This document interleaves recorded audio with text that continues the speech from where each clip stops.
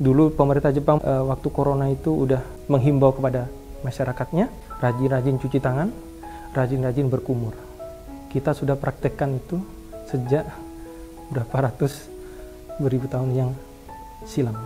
Orang Jepang lihat, oh kalian udah lebih dulu kita berwudu gitu, membersihkan tangan, berkumur. Jadi banyak peluang dakwah di negeri minoritas itu yang harus kita sampaikan. Kalau kita hanya ngaji ya tatap muka, mendengar aja, tapi kita nggak sampaikan ke orang Jepang, ya mereka sampai kapanpun nggak bakal tahu Islam itu seperti apa, ibadahnya orang Muslim itu seperti apa.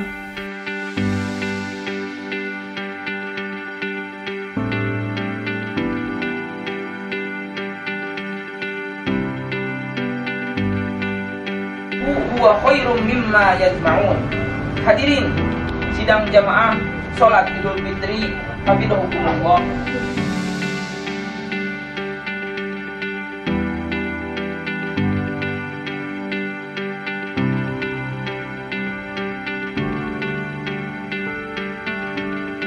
Assalamualaikum warahmatullahi wabarakatuh. Nama saya Arif Junaidi. Saya asli Probolinggo, Jawa Timur. Profesi saya sebagai perawat medis, lulusan dari salah satu perguruan tinggi di Malang.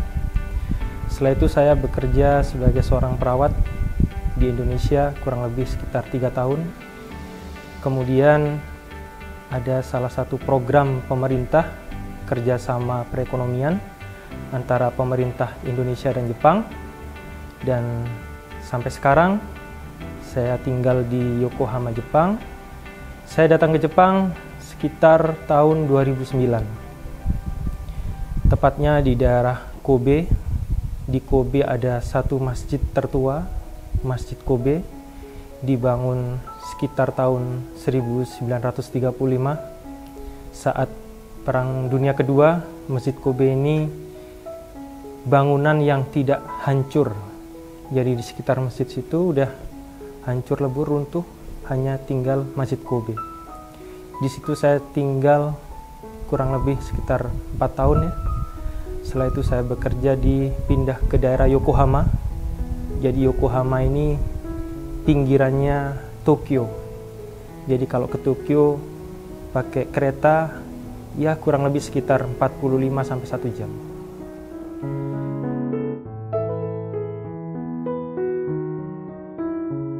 Sekarang kami tinggal di Yokohama, ada satu istri, alhamdulillah dikaruniai 2 orang anak yang masih kecil-kecil.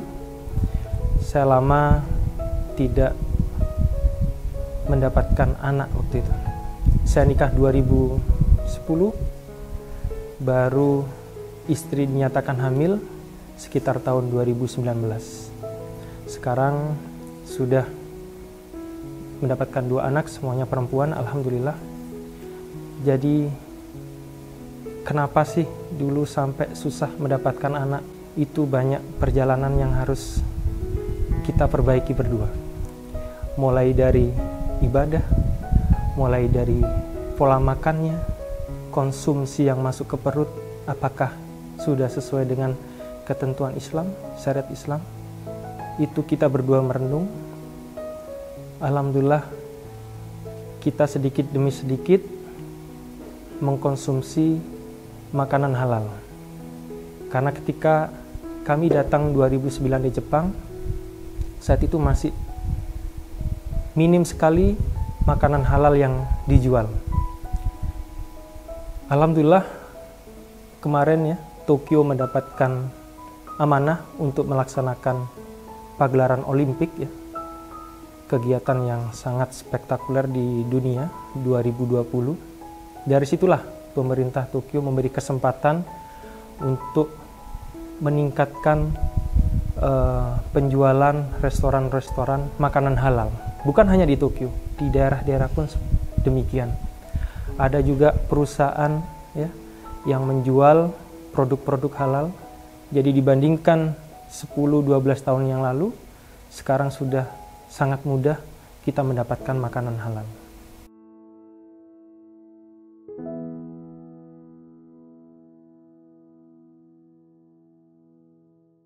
Dakwah makanan halal di Jepang itu perlu strategi.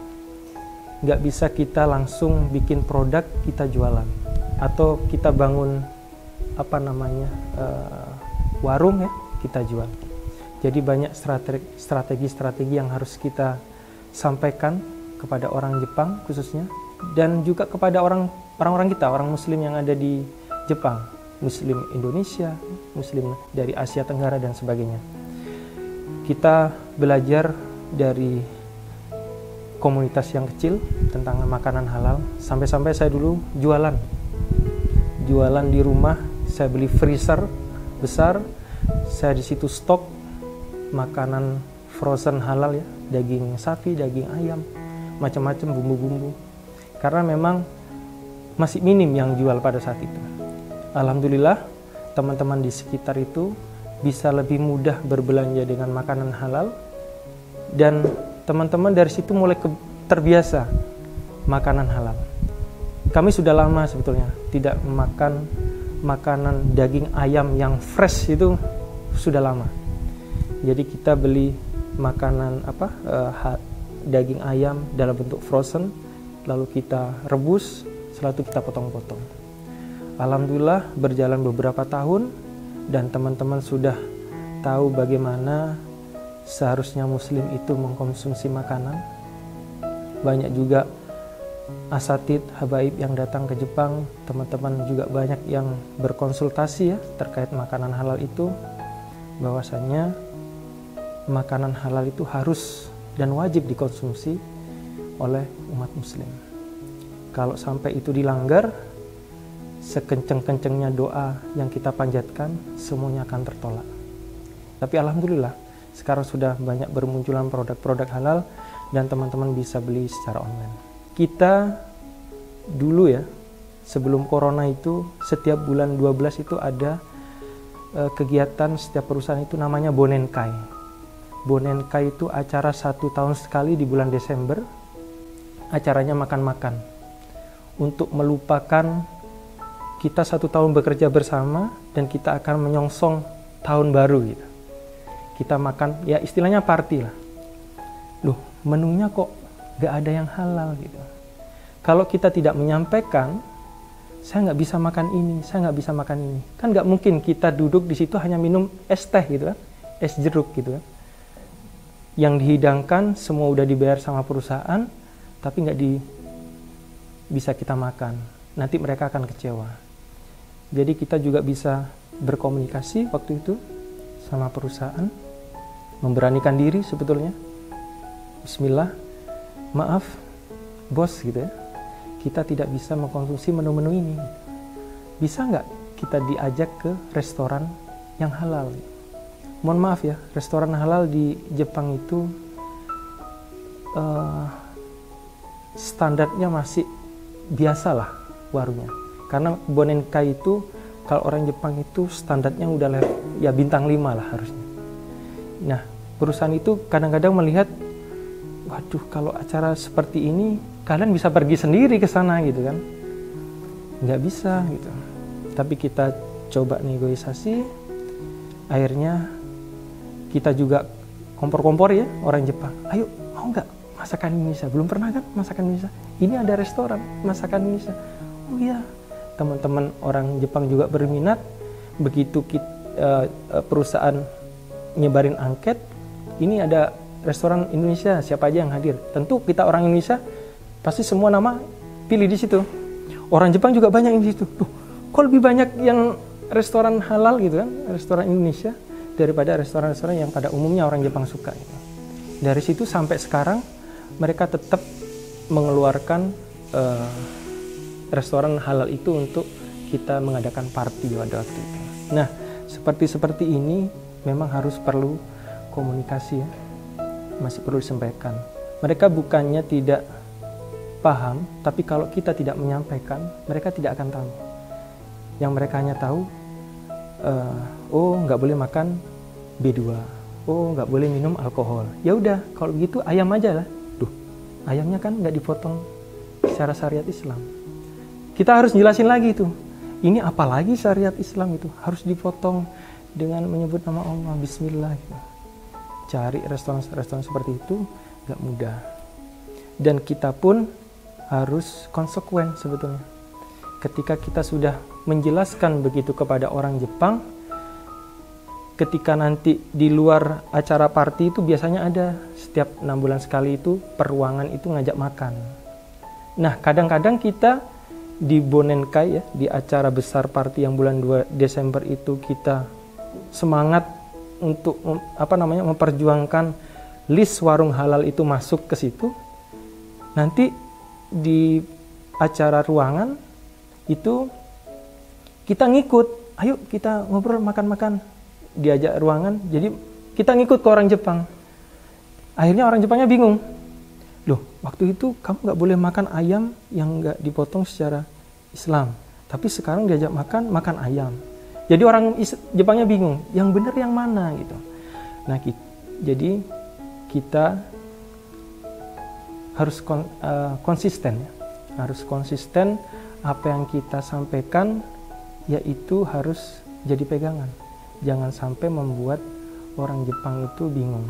Kalau mereka sempat bingung, oh ternyata Islam itu warnanya macam-macam. Ada warna biru, warna kuning, warna hijau gitu. Dan mereka tidak akan tertarik dengan banyaknya warna itu, karena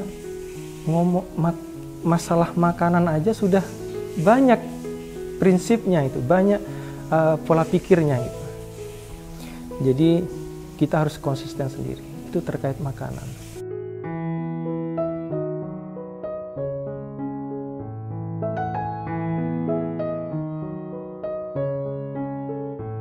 Kita bekerja rata-rata 8 jam, plus 1 jam kita istirahat.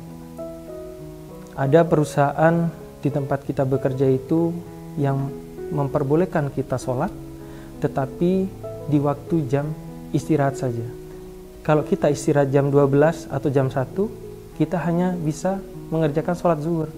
Bagaimana dengan sholat asar? Bagaimana dengan sholat maghrib? Kalau musim dingin, itu kan jam 5 sore itu udah gelap ya. Itu kita masih belum selesai jam kerja. Sedangkan sholat maghrib waktu itu sangat singkat sekali waktunya. Jadi bagaimana? Jadi problem-problem seperti itu banyak kita dapatkan di sana. Belum lagi masalah tempat. Kita harus cari masjid, kita harus menempuh berkilo-kilo, berjam-jam untuk sekedar kita pingin pergi ke masjid melaksanakan sholat Jumat misalnya. Jadi inilah tantangan ya teman-teman di sana. Tapi alhamdulillah dengan negosiasi yang pelan-pelan ya ke pihak perusahaan, boleh nggak saya istirahat hanya 30 menit aja, nanti 30 menitnya saya pakai jam sekian. Nah itu kan perlu komunikasi sebetulnya. Orang Jepang sendiri pun mereka maunya itu kita semua sama. Mau itu orang Indonesia yang bekerja, mau itu orang Jepang yang bekerja, pinginnya semua itu rata. Bagaimana kalau orang Jepang, kalau orang Indonesia diizinkan, ya udahlah, kamu nanti sholat asar, sholat aja. Sholat maghrib aja.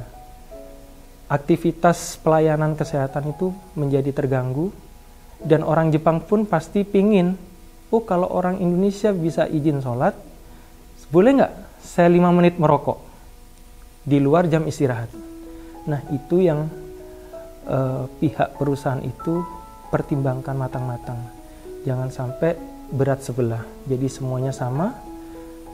Dan kita perlu komunikasi sebetulnya. Komunikasi yang baik-baik. Ya memang awalnya kita butuh perjuangan. Kadang kita sembunyi-sembunyi sholat. Kalau di lantai ya ruangan itu sama orang Jepang, kita izin baik-baik. Kalau di lantai nggak ada masalah. Yang di atasnya kita masih belum dapat izin legal itu banyak. Saya udah selesai ngerjain ini, boleh nggak 5 menit saya wudhu sholat? Boleh, silakan. Kalau sama staf di ruangan nggak ada masalah insya Allah. Tapi kita masih belum mendapatkan, banyak yang belum mendapatkan izin dari atasan bahwa jam segitu kita ambil waktu sholat. Tapi dengan komunikasi, boleh nggak 30 menit saya istirahat siang, nanti 30 menitnya kita ambil di sini. Silakan, nggak ada masalah. Ya begitulah konsep negosiasi. Kita menjelaskan bagaimana kita di dalam aktivitas kegiatan pekerjaan itu, di situ ada waktu sholat. Dan setiap harinya akan berubah berapa menit. Loh, kemarin sholat jam sekian, kok sekarang izinnya jam sekian? Gitu. Itu kalau tidak dibicarakan dari awal, mereka akan bertanya-tanya, kok beda ya muslim si A dengan muslim si B gitu.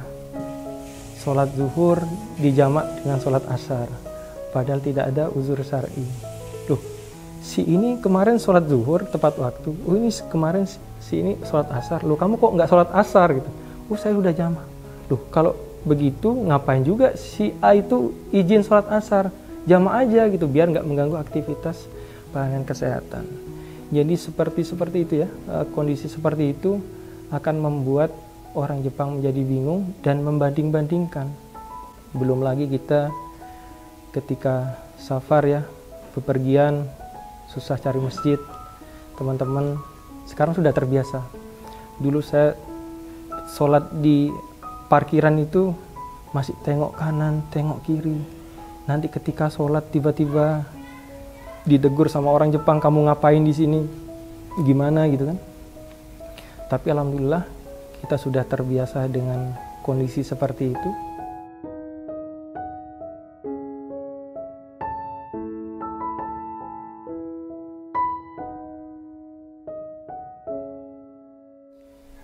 Ya, mudah-mudahan masjid di Jepang semakin bertambah. Ini 2-3 tahun yang lalu masjid di seluruh Jepang itu sekitar 80 masjid. Sekarang sudah tembus 150 masjid. Dan masjid yang diasuh oleh orang Indonesia sekitar 12 masjid di seluruh Jepang. Jadi kita memang perlu tempat untuk memperlihatkan peradaban baru ini. Oh ini loh masjid.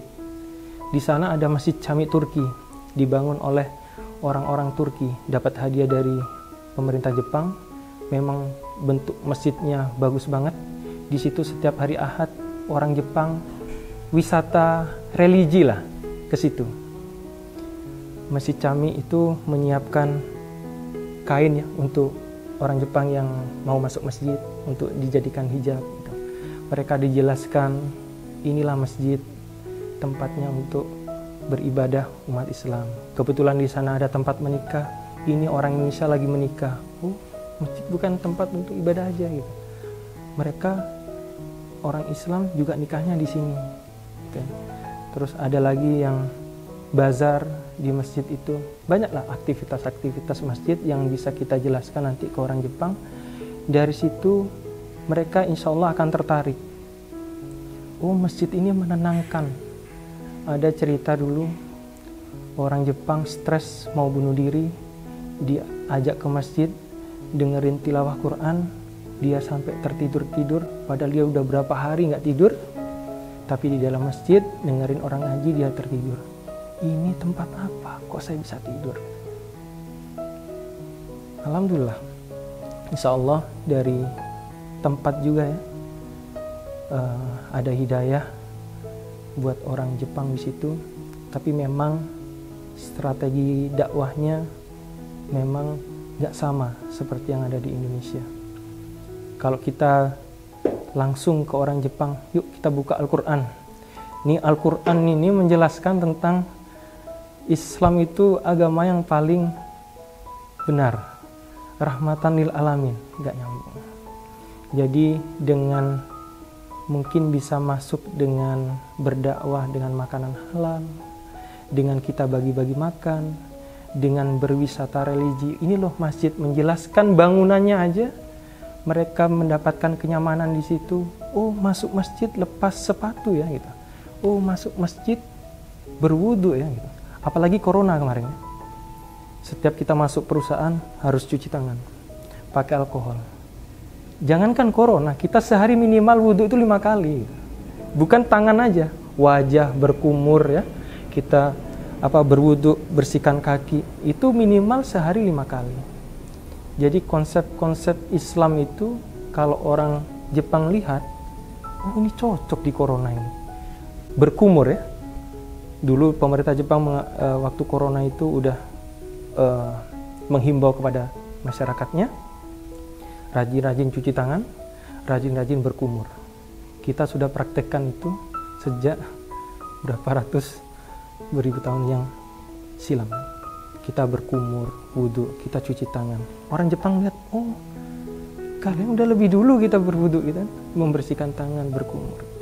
Nah, begitu itu dilihat oleh orang Jepang sendiri, oh umat Islam ini, orang Islam ini mau sholat lepas sepatu, lepas kaki, udah mengajarkan kesehatan, gitu.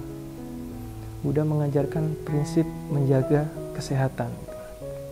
Jadi hal-hal yang sepele yang kita hanya di sini wudhu, orang lain lihat ya biasa-biasa aja.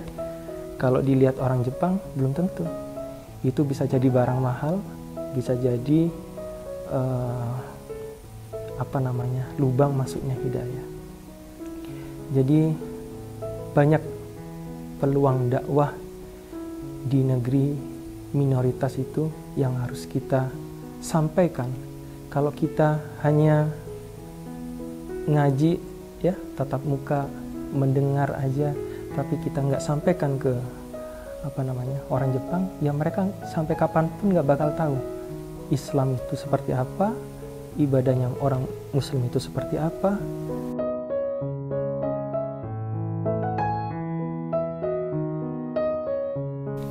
Pas Ramadan ya, kalian tidak makan minum selama 16 jam, 17 jam kita di sana.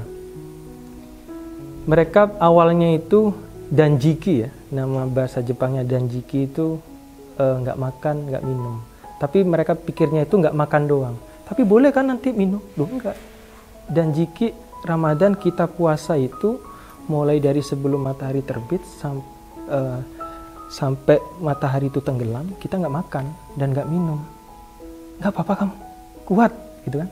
Apalagi pekerjaan kita perawat ya, ganti popok segala macam, mandiin pasien.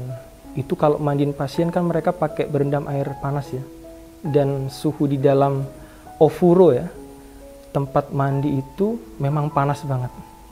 Kalian bisa dehidrasi loh kalau nggak makan, nggak minum.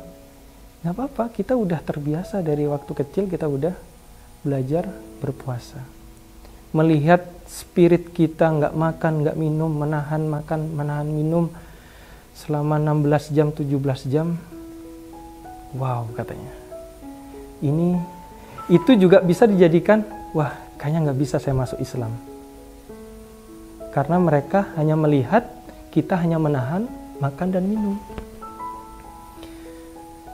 Ketika mereka melihat kita mau berbuka, berkumpul, di situ ada makanan, kita hidangkan, saling berbagi. Mereka bingung lagi. Oh, ini ujung-ujungnya makan bersama. Ini bayar berapa? Tidak ada, gratis. Semuanya dari teman-teman kita siapkan. Kita ajak orang Jepang. Ayo makan, minum. Ayo. Nah, itulah. Jalan hidayah itu sebetulnya banyak yang orang Jepang itu bisa dapatkan, tapi kalau kita lagi-lagi tidak sampaikan, ya orang Jepang nggak akan tahu.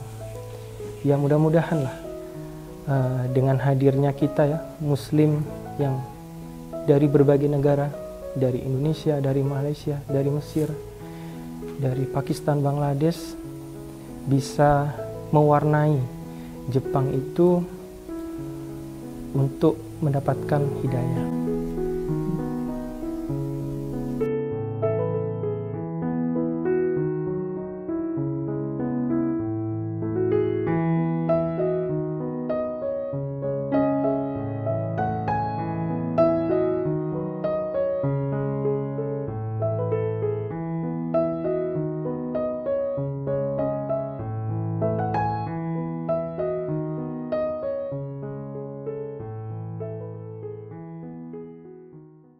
Kalau bikin masjid, ya hanya sekedar bikin masjid, nanti akan hancur juga. Alhamdulillah ada PMB 5, saya alumni PMB 5. Di situ saya banyak mendengar narasi-narasi para asatid, para ustadz, 25 SKS ya, 25 tema kalau nggak salah waktu itu. Saya kebuka pikiran itu.